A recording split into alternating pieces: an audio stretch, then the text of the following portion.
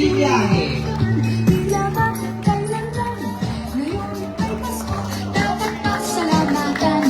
Ngayon ay Pasko, tayo ay mag-awitan. Pasko, Pasko, Pasko, Pasko, Pasko na naman muli. Ang araw na ating pinagtamimiti. Pasko, Pasko, Pasko, Pasko, Pasko na naman muli.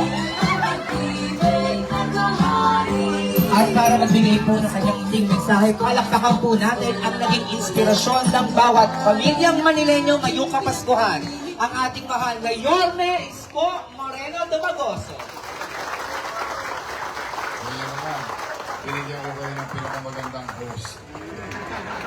May asim pa. Kili-kili. Thank you. Good afternoon, good morning. Ngayon ay magpapasko na, ilang araw na lang. Well, una, maraming salamat sa inyo. Thank you very much to each and everyone. Thank you for delivering services to our people. In a big organization like ours, it will never be perfect.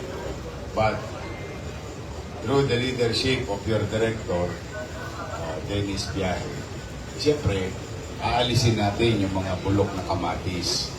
Sa isang kaing ng kamatis, isa lang ang mabulok doon, hawa-hawa na lahat yun. So we're doing our best to give back dignity to your work. Na masama ang impresyon, tanggapin na natin o hindi, magpapasko naman. Masama ang impresyon sa atin bilang traffic enforcer. Sometimes nagkakamali tayo. Sometimes naman, totoo din. Sometimes may abuso naman. Pero both sides. May mga hard loser, wala kang magagawa. Pag gumagawa ka ng tama, marireklamo ka. Pero kasi, hindi mo masisi ang taong bayan. Sa tagal ng panahon ng pag-aabuso ng enforcer, sa pangkalahatan, hindi lang naman yan sa Maynila, sa pangkalahatan, ang impression nila sa enforcer, mananaga. Yun kagad ang. Kaya ako, pinipilit kong magbuti at magsino sa resources ng gobyerno na maibigay yung marapat sa inyo at sapat hanggat maaari para hindi na kayo matutukso at ang kinin ninyo, ipagyabong ninyo ang dignidad ninyo bilang manggagawa ng pamahalaan na nagbibigay ng serbisyo sa taong bayan. Remember, traffic enforcement, it's not because we wanted to enforce provisions of the law, particularly in violation. There is other side of traffic enforcement, service to others. Nasira, ang kailangan ng tulong, aksidente. Naalala niyo yun, nung nag-mayor ako nung una, doon panahon ko lang na yun nangyari na ang traffic enforcer nangahabol ng magnanakaw. Hindi naman niya trabaho yun. Ang trabaho niya, habulin yung tumatakbong motor na violators o tumatakbong driver na violators. Pero dahil siguro, tumaas ang moral niya, pati magnanakaw, inabol niya. Meron pa tayong isa, di ba, yung isang enforcer naman na sumampapasakyan. So yung sabihin, we can go beyond our scope of work giving services to our people. Sana matutunan natin yung mga magagandang leksyon. Huwag natin kokopyahin yung nakasanayan na ng luma na kapag binigyan kayo ng otoridad, ay gagamitin natin yun upang ipagyaman ng sarili. Hindi. Meron naman kayo kahit pa paano, nagaraos ko naman, pinipilit ko namang gampanan yung obligasyon ko rin sir. So, ang kininin nyo, bigyan nyo ng dangal ang inyong trabaho. Siguro yan ang tingin kong magandang mindset natin come 2026. Para unti-unti maibangon natin ng puri na ang taong nagtatrabaho sa gobyerno ay hangad magserbisyo sa tao. Yun, tulungan ninyo kung ibalik yon sa puso at isipan ng ating mga mamamayan. Na kapag nakakita sila ng taong gobyerno, across, nagkakalkal ng informal, mga TPS, engineering, and so on and so on. Hanggang doon sa opisina ng mayor, na kapag nakita nila tayo yung hope na inaasahan nila. Tayo yung pag-asa. Tayo yung pag nakita nila, ay, andyan na. Ayan na yung solusyon. Ilagay niyo yan sa puso't isipan nyo sa 2026. Ilan sa inyo, gumulong na ang ulo. Huwag nyo nang hintayin kayo yung susunod. Huwag na, hindi naman kailangan. Mahirap ang buhay. Pero ang pera nawawala, ang pera dumarating. Pag ang dangal nawala, ang hirap ibangon ng buhay. Kaya yan ang mensahe ko sa inyo, galingan ninyo. I continue to believe in you. Again, our organization is not perfect. We are human beings, tend to make mistakes. Maaari tayong magkamali. Tao lamang. Sabi ng mga akla, akla lang, tao lang. But, yung pagkakamali, hindi natin pwedeng abusuhin at paulit-ulit natin ginagawa ang pagkakamali. Sabi ni Einstein, don't expect different results will come to you tomorrow if what you did today is the same as yesterday. Naintindihan nyo? Ako rin hindi. English eh. Tatagalogin. Huwag kang aasa na may bagong mangyayari sa iyo bukas kung ang ginawa mo ngayon ay katulad ng kahapon.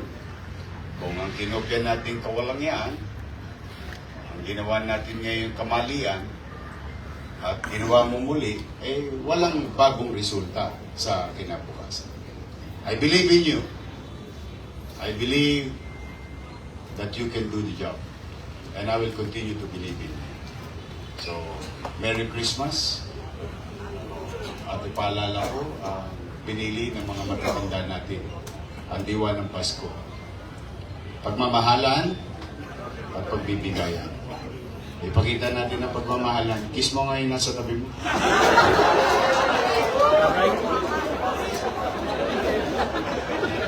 Kasi I love you. Yung nasa kaliwa mo, sabi mo, I love you. Yung nasa kanan mo, kanila, nagsabi kayo ng I love you, pati ngalangalan nyo, nakita ko. Because I love you is a universal word that any language can understand. Kaya when you smile, it's also sending a message, you're welcoming another human being nearby or near to you. See? That's why, mas maganda kita ninyo. Minsan din natin nasasabi yan sa ating magulang. Hindi natin yan nasasabi sa ating anak. But that simple three words may trigger the science of human body. Kaya sa inyo, galingan ninyo, o pangalawa naman, magbigayan kayo. Paano pagbibigay? Halimbawa, may isang nagkamali sa tagal ng experience ninyo. Sa tagal ng experience nyo, nagkamali, traffic violation. Mano ba, habang nag-uusap kayo mukha naman totoong nagkamali lang. At hindi naman na tulongges na nagkamali na, matapang pa. Maraming ganun mali na, matapang pa halimbawa ay mababang loob. Ay talaga naman halimbawa may importante siya po. Malaramdaman nyo naman yun pag nagkakausap mo tayo. Imbis na hinga mo ng maling anda,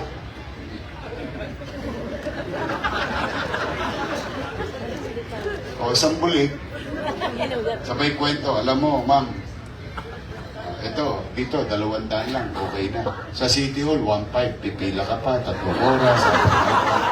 Alam ko, style nyo. Huwag na. Give dignity. Bago yung puri mo. Mas masarap yung pagdating ko doon, nakukuha mo yung 25%, pinipirma mo. Tapos maya-maya, pupunta ka ng grocery. Tapos maya-maya, pupunta ka ng kusina. Tapos maya-maya, isusubo mo sa anak. Ayan, lagi niyong huwag niyong kakalimutan. Merong pamilyang umaasa sa inyo. So, pagmamahalan, pagbibigayan. So, nagkamali, o sige, huwag ka nang uulit ha. Ponyatan kita eh. So, natulungan mo na siya, itinama mo yung pagkakamali kasi itinama mo sa isipan niya na no left turn. O, ang yellow, slow down. Hindi run as fast as you can. Tama ba? Yes. Unti-unti. Unti-unti. Tulungan natin ang ating pamayan. So, sa ating mga parking boys, traffic enforcer, o ito may regalo sa inyo ang inyong direktor sa tulong ni Paring Willie. O, palakpakan niyo siya. Mabuti na lang. Maraming lamang bigas yung tiyan ni Willie. Pwede pang burikihin. Thank you, Willie.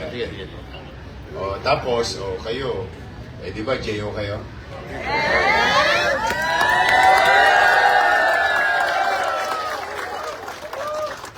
Ang hinang uri nyo naman pagka hindi nyo pa nabalitaan yung announcement ko last Monday. Di ba binibili ko 5 bulig? Di ba? 7 milyon. Meron kayo. Tabayanan ninyo.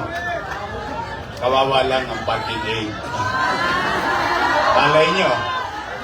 Malay nyo. Good things come to those who wait. But kayawa ang Diyos. Pagsisikapan ko. Yung inihingi ko sa inyo, medyo mabigat yun in such a way because ang kalaban mo doon, sarili mo. Ang hinihingi ko sa inyo, baguhin ninyo ang inyong sarili. Napakahirap yun. Lalo na pag nakagawian mo na. Yan ang minsan na mahirap paguhin. Pero, yung kapalit naman ng hinihingi ko sa inyo, kumanatag kayo at pati ang mga pamilya. Hanggat naririto ako sa City Hall at yung mayor, pipilitin kong mag-ingat.